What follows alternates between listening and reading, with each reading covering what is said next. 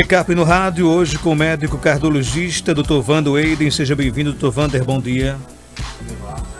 Nossos ouvintes do Panorama 95, nos mais diversos dispositivos e canais, né, pela internet, aqui pela rádio mesmo. Prazer estar aqui de volta. Já falamos aqui sobre insuficiência cardíaca, né? E a pergunta que vem é, como é que é o tratamento? É difícil? É fácil? Pronto. Não, Marcos, o tratamento da insuficiência cardíaca, ele envolve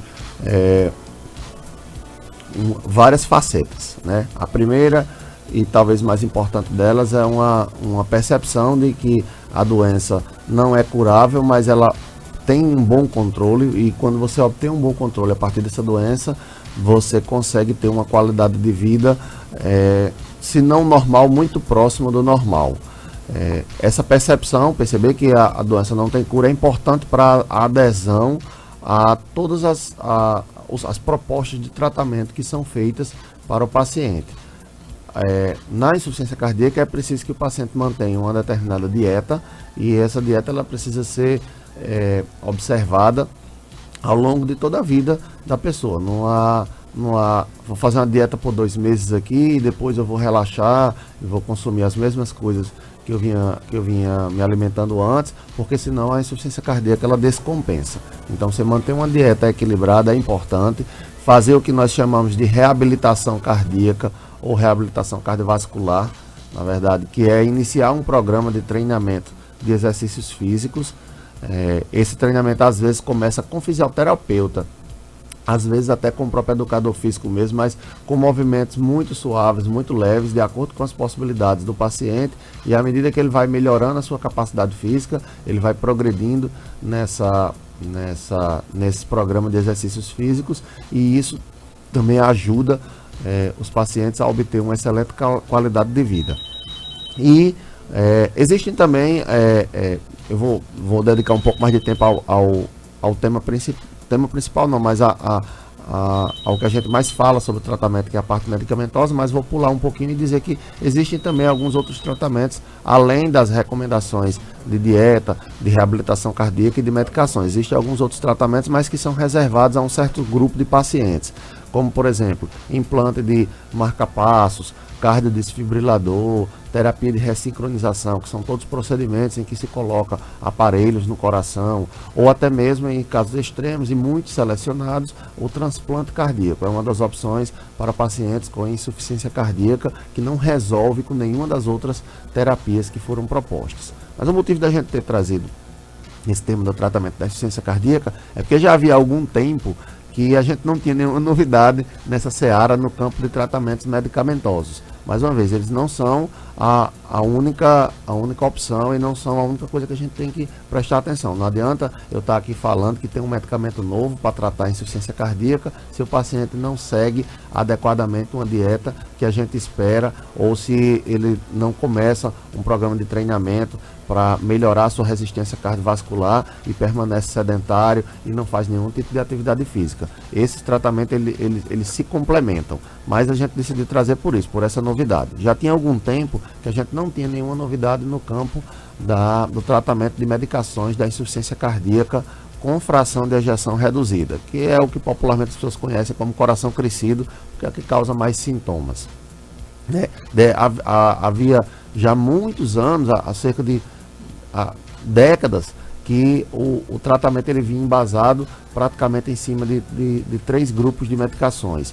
Primeiro eram o que a gente chama de bloqueadores do sistema renina-angiotensina, que eram os inibidores da ECA, ou as pessoas vão conhecer como os medicamentos que terminam em pril, captopril, enalapril, ramipril, e os bloqueadores mesmo do receptor de angiotensina, e que são conhecidos como os sartanas, losartana, valsartana, candesartana.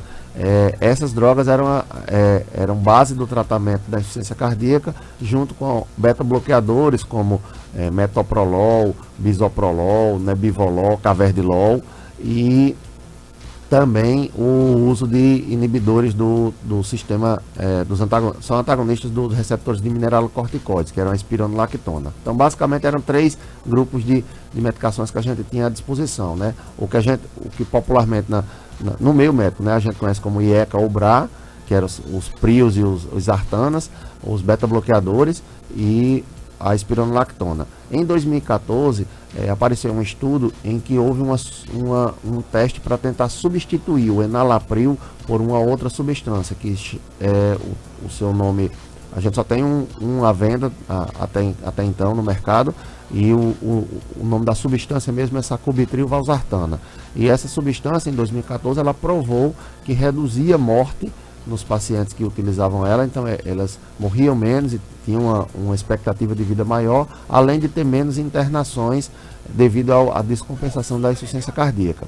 Desde então, ela vinha sendo utilizada, desde 2014, ela vinha sendo utilizada em alguns pacientes, embora com um perfil restrito, porque a gente tinha que provar primeiro que o paciente estava em uso de todas as outras medicações e estava falhando no tratamento.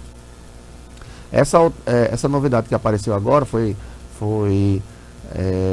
bem quente mesmo, bem nova. Foi lançada, o estudo foi lançado agora em setembro já e foi apresentado no Congresso Europeu de Cardiologia, e ele mostra que o tratamento de uma substância específica que vinha sendo utilizada para o tratamento do diabetes, veja que curioso, uma substância que vinha sendo utilizada para o tratamento do diabetes, ela mostrou que reduzia mortalidade e reduzia também descompensações e internações por insuficiência cardíaca em todos os pacientes que tinham insuficiência cardíaca, não apenas nos que têm diabetes.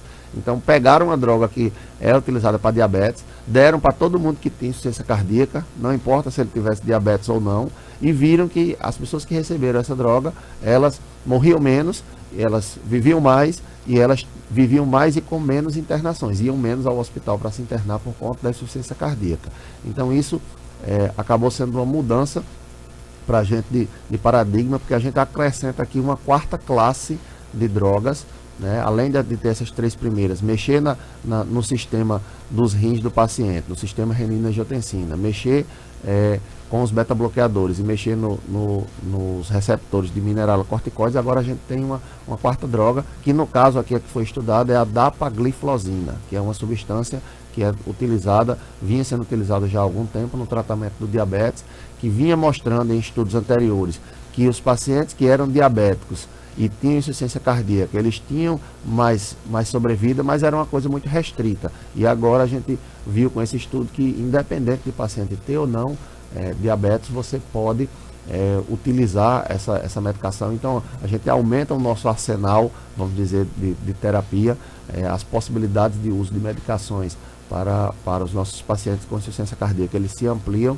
e a gente tem uma boa expectativa de que agora a gente consiga controlar mais, fazer com que as pessoas vivam mais e com mais qualidade de vida. Que bom, né? Essas novidades, com certeza, a medicina, cada dia que se passa, ela vai avançando, né? Exato. Tem aqui no nosso WhatsApp, doutor Wander, tenho ansiedade forte e estou sentindo muita dor no meu peito e falta de ar. Seria por causa dessa ansiedade? É sempre arriscado dizer que dor no peito e falta de ar é só ansiedade, porque é difícil que você consiga comprovar que todos esses sintomas são devidos apenas ao quadro da ansiedade. A gente não tem nenhum exame físico específico, nenhum exame complementar que comprove que há uma relação direta e exclusiva da dor no peito e da falta de ar com o quadro de ansiedade. É difícil a gente fazer esse tipo de comprovação. Então, o que se recomenda, que muitas vezes se faz, é uma avaliação médica. Algumas vezes a gente faz alguns exames complementares para investigar outras causas de dor no peito, causas de falta de ar. Por exemplo, insuficiência cardíaca, que a gente acabou de falar aqui, pode causar dor no peito e falta de ar. Angina, né? Angina do peito, que é um sofrimento do coração que pode inclusive levar a um infarto, também causa dor no peito e falta de ar. Doenças pulmonares podem causar falta de ar, às vezes causam até dor no peito também. Pneumonia, por exemplo, pode causar isso. Tuberculose, que é uma doença que a gente já quase não fala mais, felizmente, porque a incidência é muito pouca, mas pode causar sintomas parecidos. Enfisema pulmonar pode causar falta de ar. Doença do refluxo gastroesofágico às vezes causa dor no peito, não é o comum, mas pode causar. Então existem diversas causas.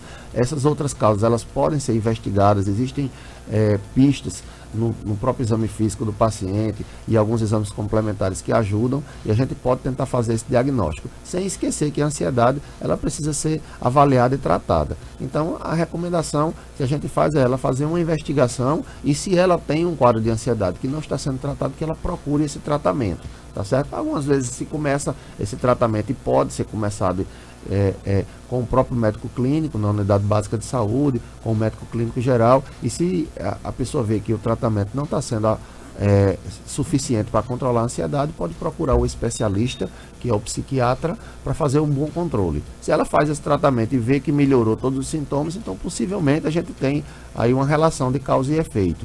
Mas, devido ao risco de haver outras patologias que tenham um certo comprometimento tão sério quanto, a gente também recomenda que ela faça em paralelo uma investigação geral, né, cardíaca, pulmonar, gástrica, para ver se não tem alguma outra causa para essa dor. Joselina Araújo pergunta: tive uma gravidez com pressão alta, já tive meu bebê, estou tomando ainda remédio. Quero saber se a minha pressão, eu verificar ele é normal, como era antes, posso dispensar essa medicação? A gente não vou recomendar aqui por telefone. O que acontece? Existem algumas pacientes que no período da gravidez desenvolvem somente o quadro de hipertensão ali restrito à gravidez e as primeiras 6 semanas após o parto, no período que a gente chama de puerpério. Algumas pacientes, após esse período, normalizam as suas pressões, então o evento aconteceu apenas durante a gestação, e isso, via de regra, permite ao médico e ao paciente, em comum acordo, retirarem a medicação e avaliarem como a paciente vai ficar. Entretanto, alguns outros pacientes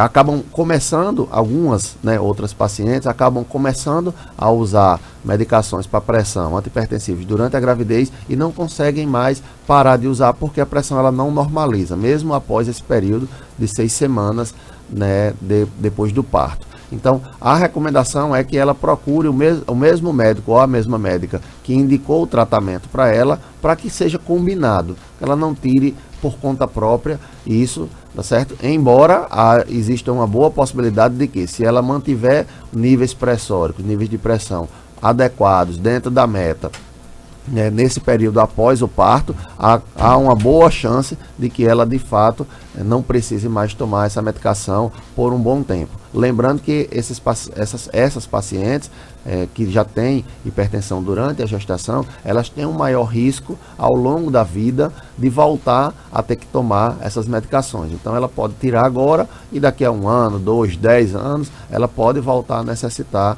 disso. Isso a gente, por estudos observacionais, percebe que esses pacientes que têm a hipertensão durante a gestação, elas têm um maior risco de, lá no futuro, desenvolverem novamente hipertensão e precisarem do uso de medicações. Tem pergunta aqui no nosso WhatsApp. Bom dia. Marco Danta, bom dia.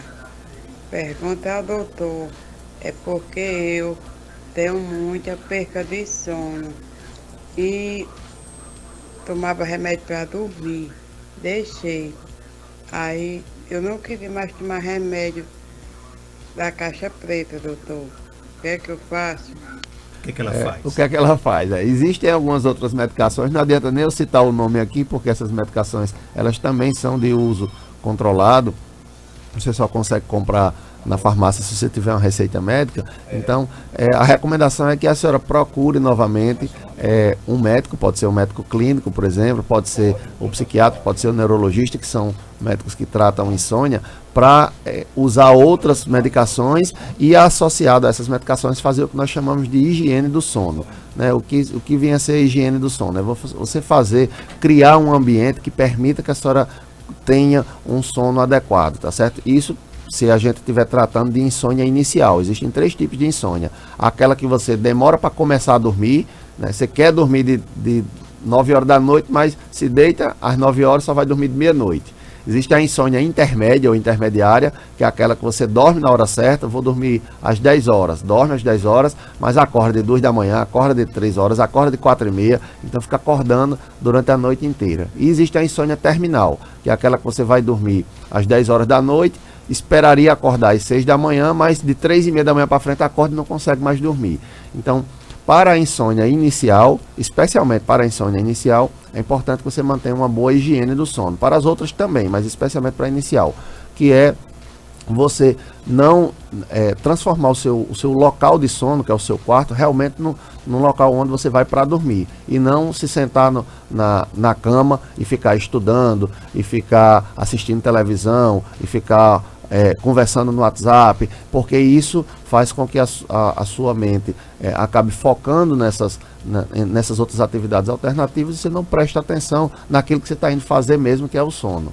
Né, que é dormir ali na cama. Então, o recomendado é obter essa boa higiene do sono, de fazer tudo que você tem que fazer na sala, na cozinha, em outro local, e quando de esperar o sono chegar, e quando o sono chegar, você ir ao seu quarto exatamente para dormir. E além disso, obviamente, não fazer o consumo de certas bebidas à noite que podem interromper ou atrapalhar o seu sono, como refrigerantes à base de cola, Pepsi Cola, Coca-Cola e por aí vai, energéticos como Red Bull, café que contém cafeína, à noite também não ajudam e você evitar essas medicações, esses alimentos pode ajudar também nessa higiene do sono. E isso associado a procurar um médico, porque existem outras medicações que não são do que ela chamou de tarja preta, de fato são medicações que tem um potencial de causar dependência. Então existem outras medicações que podem ser utilizadas nesse tratamento, e aí a recomendação é procurar um médico para tentar isso, tá bom? Ok, tem ouvido com a gente. Bom dia, qual a sua pergunta? Bom dia. Pois não? A minha pergunta é assim, meu pai fez uma operação de tosse, que agora deu 2 AVC. Eu estou muito preocupada, eu vivo cansada, dá uma falta de ar muito grande, com aquela dor. É preocupação. Meu pai estava bonzinho. Aí, de repente, deu 2 AVC, rápido. Meu pai ficou saudável para a cirurgia. A minha preocupação também, doutor, eu vivo cansada, não tenho coragem mais para nada, meus braços doem. E será que isso é o que dá aquela dor no peito? E eu, assim, como quero infartar. É perigoso? E aí, doutor Wander? Bom dia. Pela sua descrição, a gente precisa de investigação. Não daria para a gente definir aqui de fato se trata de um caso em que você está correndo um certo perigo de fato, um risco ou não. Risco que eu estou dizendo, risco à sua vida, risco de morrer de fato ou não. Não dá para a gente definir de fato. O que a gente precisa ter uma certa atenção é de que esses sintomas eles não deveriam permanecer sem uma investigação e tratamento por muito tempo. Isso pode ser a sobrecarga do cuidado que a senhora está tendo com o seu pai. Existe hoje, é reconhecido uma entidade na medicina que é chamada de síndrome do cuidador, que é a pessoa que está cuidando de uma outra pessoa, seja ela o pai ou alguém para quem você está trabalhando, ou um parente, ou um vizinho, ou alguém mais que você está cuidando intensivamente durante muito tempo. Depois de um certo tempo a pessoa acaba desenvolvendo os seus problemas de saúde. Ela cuida dos outros e acaba esquecendo de cuidar de si mesma e acaba desenvolvendo uma série de problemas. Então, pode se tratar apenas de um quadro de sobrecarga que esteja causando isso, mas como dentre esses sintomas que você relatou, existem no meio aí, a gente consegue pescar dor no peito, falta de ar, existe sim a possibilidade de que também se trate de um quadro de doença cardíaca, até porque para tratar de um paciente com AVC requer um certo esforço. Você vai precisar normalmente se precisa manobrar, mexer o paciente para um lado e para o outro, e requer um certo esforço, e aí isso pode acabar não produzindo a doença em si, mas fazendo com que ela apareça clinicamente, que ela se mostre, e aí a gente pode de fato estar diante de um quadro de doença cardíaca. É importante que a senhora investigue, que a senhora procure, arranje um tempinho. Eu sei que existe o cuidado que é necessário do seu pai, que está aí com AVC e precisando de tratamento, mas também é importante que a senhora tire um tempinho para a senhora para cuidar da sua própria saúde, para a gente verificar isso direitinho, tá certo? Doutor Wander, obrigado pela sua participação. Até quinta-feira, se Deus quiser. Eu que agradeço, Marcos. Até quinta. 7h36, confirmando o